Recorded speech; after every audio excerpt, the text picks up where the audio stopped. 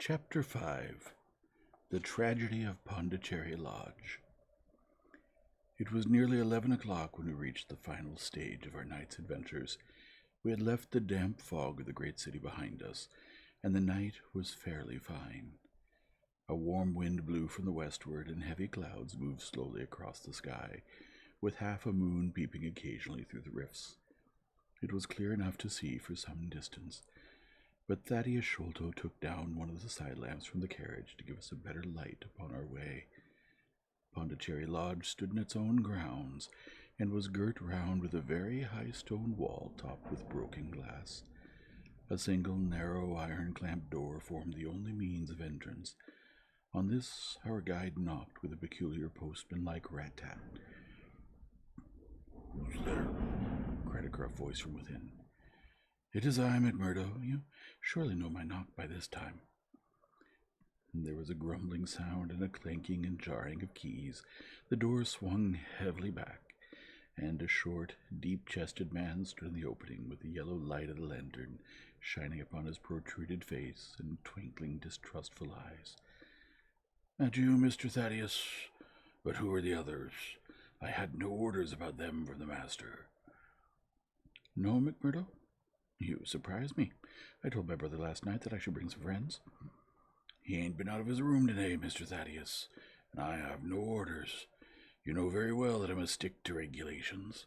I can let you in, but your friends must just stop where they are."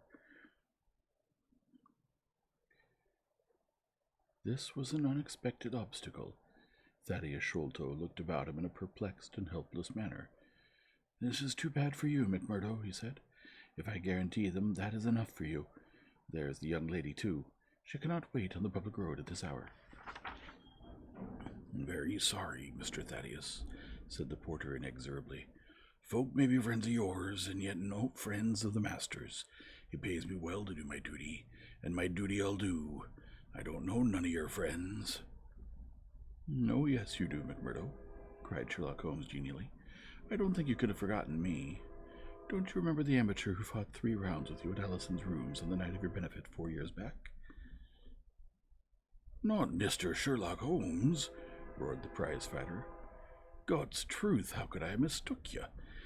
If instead of standing there so quiet you had just stepped up and given me that crossing of yours under the jaw, I'd have known you without a question. Ah, you're one that has wasted your gifts, you have. You might have aimed high if you'd joined the fancy." "You see, Watson, if all else fails me, I still have one of the scientific professions open to me," said Holmes, laughing. "Our friend won't keep us out in the cold now, I'm sure." "In you come, sir, in you come, you and your friends," he answered. "Very sorry, Mr. Thaddeus, but orders are very strict. Had to be certain of your friends before I let them in." Inside, a gravel path wound through desolate grounds to a huge clump of house, square and prosaic, all plunged in shadows save where a moonbeam struck one corner and glimmered in a garret window. The vast size of the building, with its gloom and its deathly silence, struck a chill to the heart. Even Thaddeus Sholto seemed ill at ease, and the lantern quivered and rattled in his hand. "I cannot understand it," he said. "There must be some mistake. I distinctly told Bartholomew that we should be here, and yet there is no light in his window. I do not know what to make of it." "Do they always guard the premises in this way?" asked Holmes. "Yes, he's followed my father's custom. He was the favorite son, you know, and I sometimes think that my father may have told him more than he ever told me. That is Bartholomew's window up there, where the moonshine strikes. It is quite bright, but there's no light from within, I think." "None," said Holmes, "but I see the glint of a light in that little window beside the door." "Ah, that is the housekeeper's room. That is where old Miss Burnstone sits. She can tell us all about it. But perhaps you would not mind waiting here for a minute or two, for if we all go in together and she has had no word of our coming, she may be alarmed. But hush! What is that?" He held up the lantern, and his hand shook until the circles of light flickered and wavered all round us. Miss Morstan seized my wrist, and we all stood with thumping hearts straining our ears. From the great black house there sounded through the silent night the saddest and most pitiful of sounds, the shrill, broken whimpering of a frightened woman. It is Miss Bernstone, said Sholto. She's the only one in the house. Wait here. I shall be back in a moment. He hurried for the door and knocked in his peculiar way. We could see a tall old woman admit him and sway with pleasure at the very sight of him. Oh, Mr. Thaddeus, sir. I'm so glad you've come. I'm so glad you've come, Mr. Thaddeus, sir. We heard her reiterate her rejoicings until the door was closed and her voice died away into a muffled monotone. Our guide had left us the lantern. Holmes swung it slowly round and peered keenly at the house and at the great rubbish heaps which cumbered the grounds. Miss Morstan and I stood together, and her hand was in mine. A wondrous, subtle thing is love, for here were we two who had never seen each other before that day, between whom no word or even look of affection had ever passed. And yet now, in an hour of trouble, our hands instinctively sought for each other. I have marveled at it since, but at the time it seemed the most natural thing that I should go out to her so, and as she has often told me, there was in her also the instinct to turn to me for comfort and protection. So we stood hand in hand like two children, and there was peace in our hearts for all the dark things that surrounded us. What a strange place, she said, looking round. It looks as though all the moles in England have been let loose in it. I have seen something of the sort on the side of a hill near Ballarat, where the prospectors had been at work. And from the same cause, said Holmes. These are the traces of the treasure-seekers. You must remember that they were 6 years looking for it. No wonder that the ground looked like a gravel pit. At that moment the door of the house burst open, and Thaddeus Sholto came running out with his hands thrown forward and terror in his eyes. There's something amiss with Bartholomew, he cried. I'm frightened. My nerves cannot stand it. He was indeed half blubbering with fear, and his twitching, feeble face peeping out from the great astrakhan collar, he had the helpless, appealing expression of a terrified child. Come into the house, said Holmes in his crisp, firm way. Yes, do, pleaded Thaddeus Sholto. I really do not feel equal to giving directions. We all followed him into the housekeeper's room, which stood upon the left-hand side of the passage. The old woman was pacing up and down with a scared look and restless picking fingers, but the sight of Miss Morstan appeared to have a soothing effect upon her. God bless your sweet, calm face, she cried with a hysterical sob. It does me good to see you. Oh, but I'm sorely tried this day.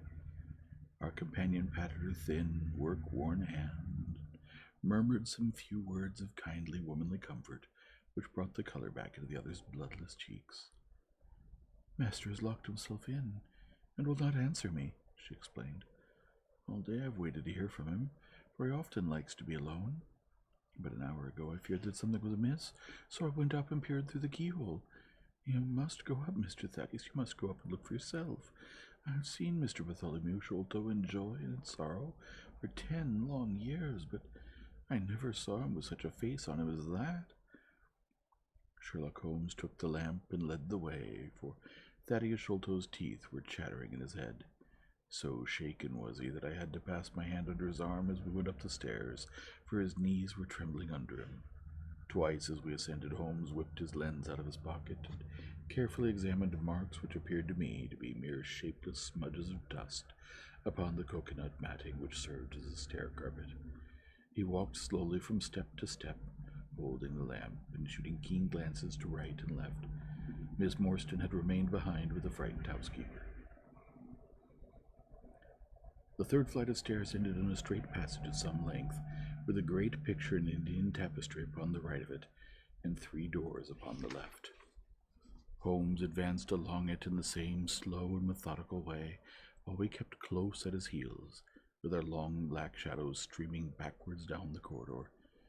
The third door was that which we were seeking. Holmes knocked without receiving any answer, and then tried to turn the handle and force it open. It was locked on the inside, however, and by a broad and powerful bolt, as we could see when we set our lamp up against it. The key being turned, however, the hole was not entirely closed. Sherlock Holmes bent down to it, and instantly rose again with a sharp intaking of the breath. There is something devilish in this, Watson, said he, more moved than I had ever seen him before. What do you make of it? I stooped to the hole and recoiled in horror.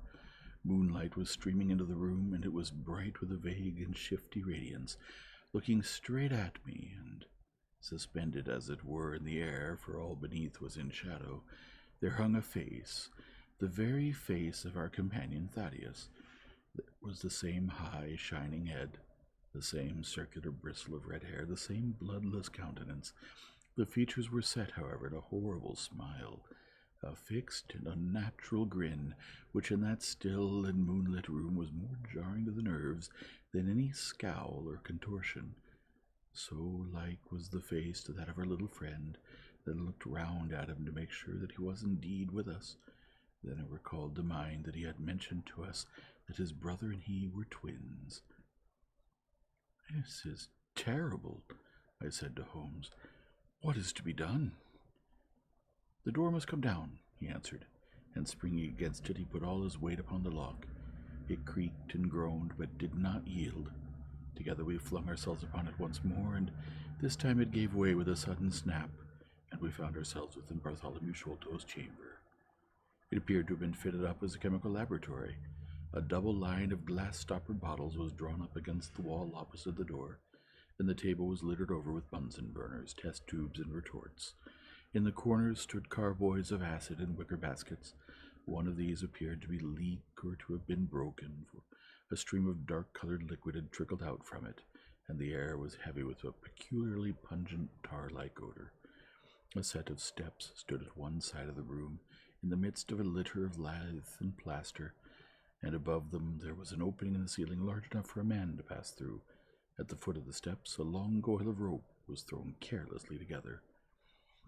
By the table, in a wooden armchair, the master of the house was seated all in a heap, with his head sunk upon his left shoulder and that ghastly, inscrutable smile upon his face. He was stiff and cold, and had clearly been dead many hours. It seemed to me that not only his features but all his limbs were twisted and turned in the most fantastic fashion. By his hand upon the table there lay a peculiar instrument, a brown, close-grained stick, with a stone head like a hammer, rudely lashed on with coarse twine. Beside it was a torn sheet of notepaper with some words scrawled upon it. Holmes glanced at it and then handed it to me. "You see," he said, with a significant raising of the eyebrows. In the light of the lantern I read, with a thrill of horror, "The sign of the four." "In God's name, what does it all mean?" I asked. "It means murder," said he, stooping over the dead man. "Ah, I expected it. Look here." He pointed at what looked like a long, dark thorn stuck in the skin just above the ear. "It looks like a thorn," said I. "It is a thorn. You may pick it out, but be careful, for it is poisoned." I took it up with my finger and thumb. It came away from the skin so readily that hardly any mark was left behind. One tiny speck of blood showed where the puncture had been. "This is all an insoluble mystery to me," said I. "It grows darker instead of clearer." "On the contrary," he answered, "it clears every instant. I only require a few missing links to have an entirely connected case." We had almost forgotten our companion's presence since we entered the chamber. He was still standing in the doorway, the very picture of terror, wringing his hands and moaning to himself. Suddenly, however, he broke out into a sharp, careless cry. "The treasure is gone," he said. "They have robbed him of the treasure. There is the hole through which he lowered it. I helped him to do it. I was the last person who saw him. I left him here last night, and I heard him lock the door as I came downstairs." "What time was that?" "It was 10 o'clock, and now he's dead, and the police will be called in, and I shall be suspected of having had a hand in it. Oh, yes, I'm sure I shall. You don't think so, gentlemen? Surely you don't think that it was I? It is likely that I would have brought you here if I were. Oh, dear. Oh, dear. I know that I shall go mad." He jerked his arms and stamped his feet in a kind of convulsive frenzy. "You have no reason for fear, Mr. Sholto," said Holmes kindly, putting his hand upon his shoulder. "Take my advice, and drive down to the station to report this matter to the police. Offer to assist them in every way. We shall wait here until your return." The little man obeyed in a half-stupefied fashion, and we heard him stumbling down the stairs in the dark.